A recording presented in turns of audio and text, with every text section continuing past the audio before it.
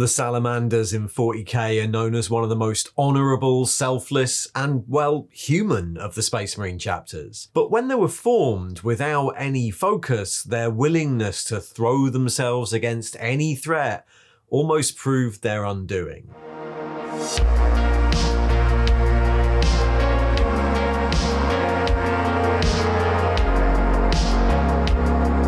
Hiya, welcome back to Heresy 101. We're nearing the end of this little series where I'm going through the lore for each of Warhammer's Space Marine legions, particularly their origin in the grim days of the HORUS Heresy. I'll take a look at where they are at the start of the Heresy and how they get there, what happens to them during the Heresy, and so it's worth saying that this contains spoilers, particularly for any of the Heresy books or the Heresy Black Library novel series.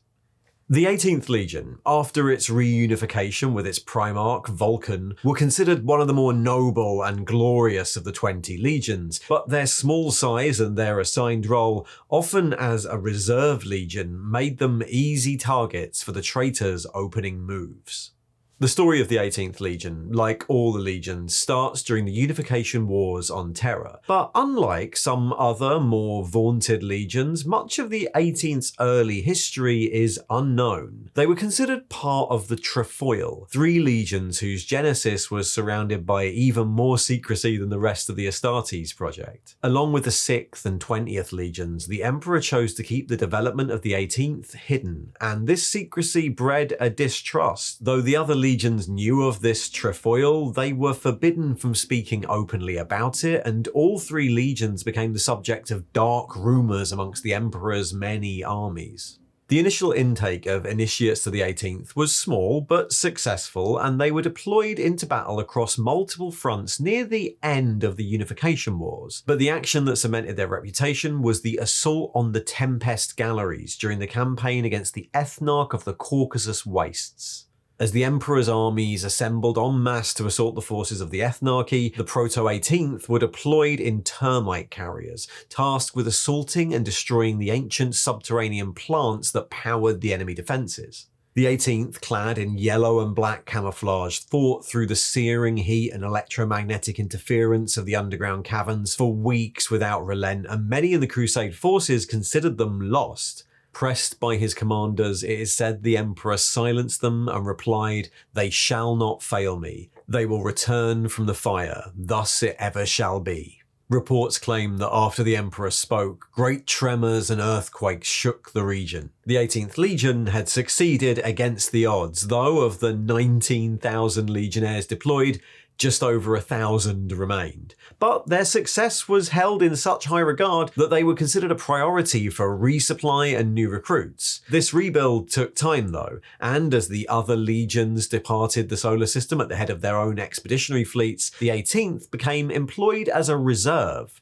As each company and chapter became ready, they would be deployed piecemeal to smaller fleets or pickets behind the lines to add Astartes' muscle to flagging campaigns, each chapter operating independently and often under a mix of different names. The Dragon Warriors or the Saturnine Rams are both mentioned, but this method of deployment started to affect their character. As the lone Astartes contingent of many wars, the missions to which they were deployed were inevitably the most dangerous, the most grueling. For the 18th, this created a paradoxical reputation, both as a saviour, but also as a herald of bloody deeds, forlorn hopes, and last-ditch holding actions. For an Imperial Army unit to be assigned alongside the 18th Legion was a sign the oncoming battle would be a murderous affair, to break a siege, interdict a counterattack, or hold the line against an alien onslaught to protect a civilian population from massacre.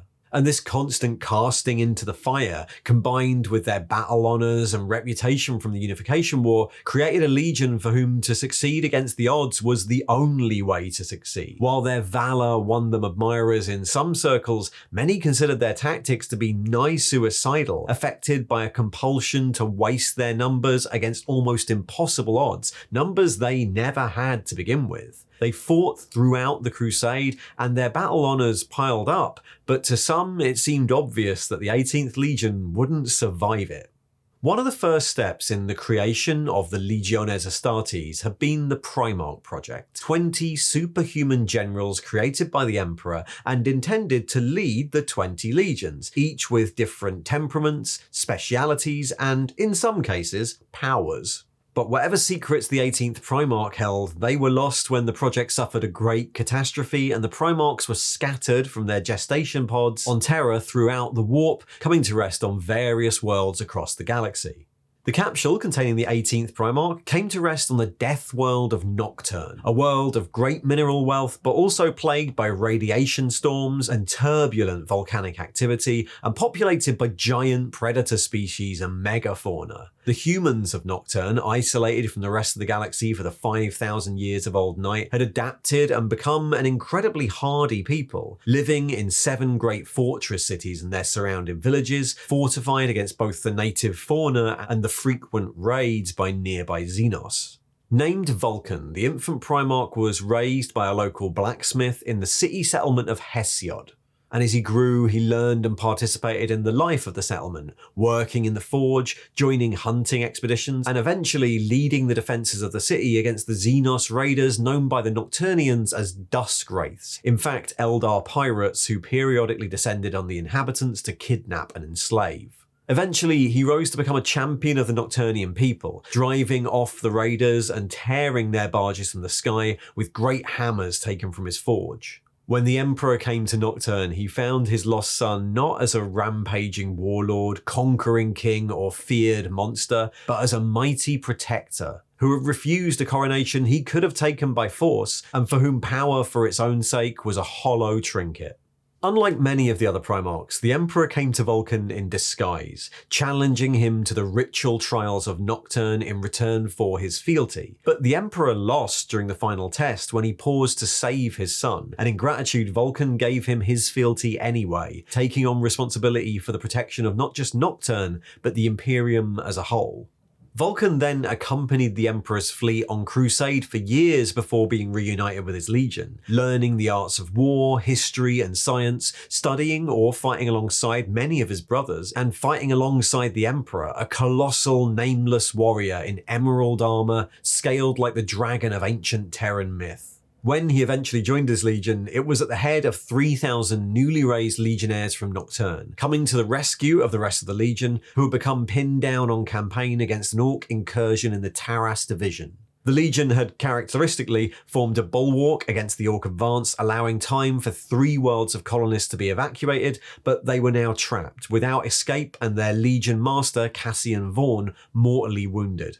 Vulcan and his reinforcements broke the Orc blockade, and the main legion body surged forwards in pursuit, heedless of their lack of munitions, determined to break out or die trying. In the aftermath, the 2 halves of the legion finally met, and Vulcan started the process of forging them together. He honoured their previous battle records, promoting many of the Terran veterans to his bodyguard, the Pyre Guard, and handcrafting a dreadnought sarcophagus for their legion master, who was invested as the Castellan of Nocturne. Their past heraldry was kept, but their symbols were changed to that of the Salamander of Nocturne, and their base moved to its moon, Prometheus. When the Salamanders Legion returned to the Crusade, it had been tempered and proven, retaining the fearlessness and savage spirit for which Vulcan had been renowned, but those traits were now governed and kept in check by stoicism, a lack of hubris, and considered surety of action. It was now said of the Salamanders that they were neither quick to anger nor prone to rush blindly into battle as they had once been, but once they'd decided to unleash their wrath, it was as unstoppable and terrifying as the volcanic fury of the dark world they now called home. They were at the forefront of the Crusade from then on, never the biggest legion, but renowned and respected, despite the strange and unsettling appearance that the combination of their gene seed and the radiation of Nocturne gave them. And Vulcan was well liked, if not maybe well known amongst his brothers, a considered, careful, and above all honourable voice. But much as Crusade Command predicted decades before, their small size would mean that they'd be some of the first casualties of the HORUS Heresy, and one of the first legions HORUS was able to knock out of the war.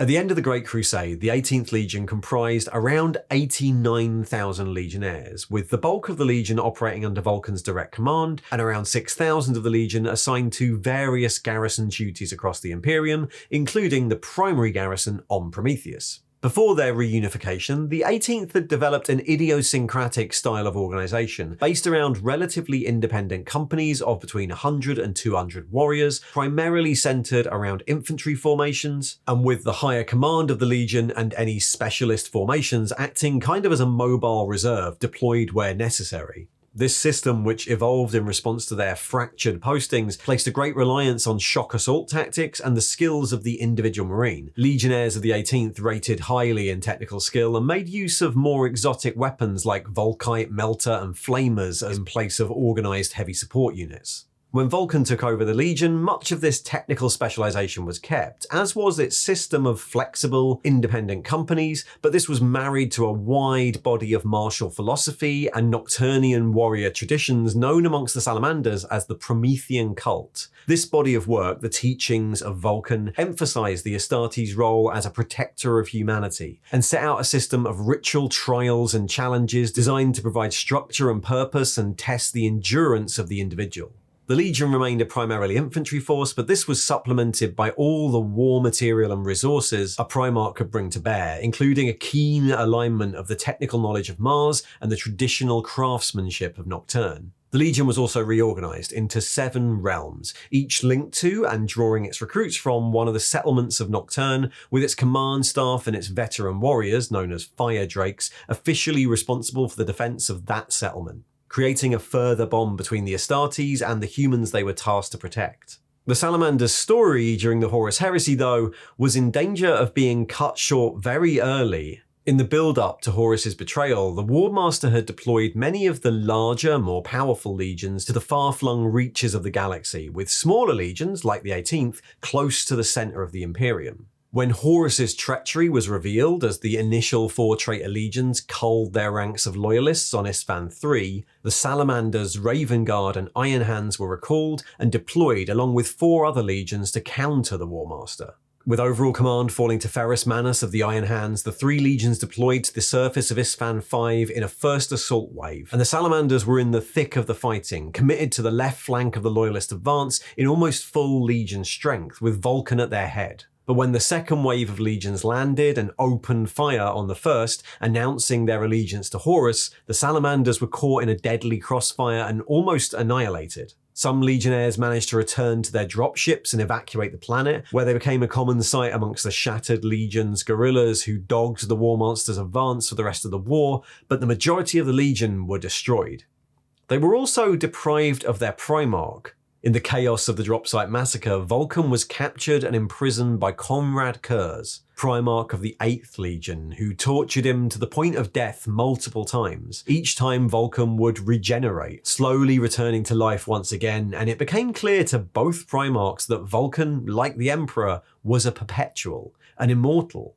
Though Kurz continued to torture his brother to the point of madness, Vulcan eventually escaped, briefly waking in the Ultramar system during the events of the Imperium Secundus before being killed once again. His body was handed to the remnants of his legion, who returned him to Nocturne, where the Primarch once again slowly regenerated, and he then led his remaining sons on a long, complex and arduous journey through the Webway, to stand sentinel at the side of the Emperor, deep within the palace, as the siege of terror raged outside. Many of his legion, fleeing the destruction of Isstvan and fighting on through the Heresy, never gave up hope that their Primarch still lived, but few would ever see him again. And that's the 18th Legion, a legion always willing to throw themselves into the fire to achieve their goals, and who may have been mistrusted for it, but who were reforged into peerless protectors of the Imperium by a Primarch who understood the struggles of the Astartes better than most. In the end, their numbers and their willingness to commit themselves to the very centre of the action made them an easy target, but still they fought on, rebuilding the Imperium after the events of the Heresy and protecting its worlds all the way into the 41st millennium. Thanks for watching. And if you'd like to see a few more of these, well, there should be a little link coming up just there on the right. And if you'd like to get involved or support the channel, there's a link to the Patreon in the thing below. See ya.